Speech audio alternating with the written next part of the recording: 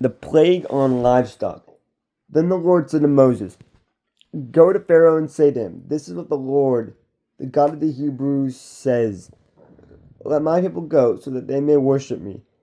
If you refuse to let them go, continue to hold them back, the hand of the Lord will bring a terrible plague on your livestock in the field, on your horses, donkeys, and camels, and on your cattle, sheep, and goats. But the Lord will make a distinction between the livestock of Israel and that of Egypt, so that no animal belonging to the Israelites will die.' The Lord set a time and said, 'Tomorrow the Lord will do this in the land.' And the next day the Lord did it. All the livestock of the Egyptians died, but not one animal belonging to the Israelites died.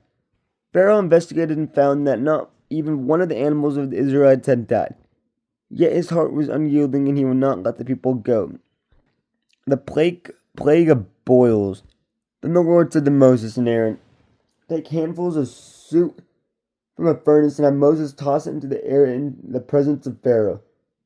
It will become fine dust over the whole land of Egypt, and festering boils will break out on people and animals throughout the land.' So they took soot from a furnace and stood before Pharaoh. Moses tossed it into the air, and festering boils broke out on people and animals. The magicians could not stand before Moses because of the boils that were on them and all the Egyptians. But the Lord hardened Pharaoh's heart, and he would not listen to Moses and Aaron, just as the Lord had said to Moses. The plague of hail. Then the Lord said to Moses, 'Get up early in the morning, confront Pharaoh, and say to him, "This is what the Lord, the God of the Hebrews, says.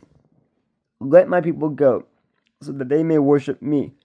Or this time I will send the full force of my plagues against you and against your officials and your people, so you may know that there is no one like me in all the earth. For by now I could have stretched out my hand and struck you and your people with a plague that would have wiped you off the earth.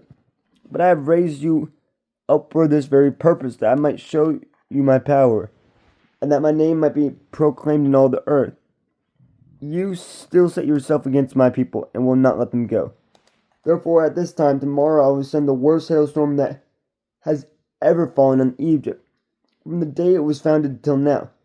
Give an order now to bring your livestock and everything you have in the field to a place of shelter, because the hail will fall on every person and animal that has not been brought in and is still out in the field, and they will die.'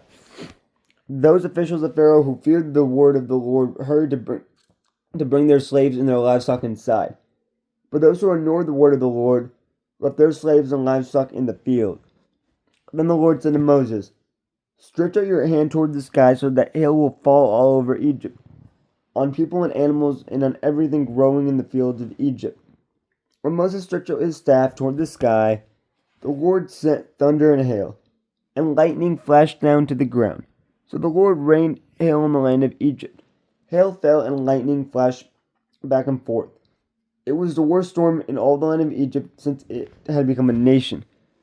Throughout Egypt, hail struck everything in the fields, both people and animals. It beat down everything growing in the fields and stripped every tree. The only place it did not hail was the land of Goshen, where the Israelites were. Then Pharaoh summoned Moses and Aaron. 'This time I have sinned,' he said to them. 'The Lord is in the right, and I and my people are in the wrong.